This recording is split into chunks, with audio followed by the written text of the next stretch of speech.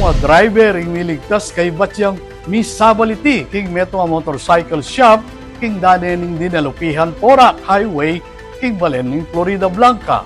Ay ni-report. Ni-rescue ang PIA-abeng puwersa ng Philippine Air Force, Bureau of Fire Protection at Philippine National Police. Ing driver ning meto nga truck, misabal king meto nga motorcycle shop king danen ning dinalupihan Porac Highway king Barangay Gutad, Florida Blanca bandang alas 3 ning gatpanapon inyang Martis, July 22. Agpang kang Mayor Michael Galang tambing yang misugod ding biktima king malapit ospital.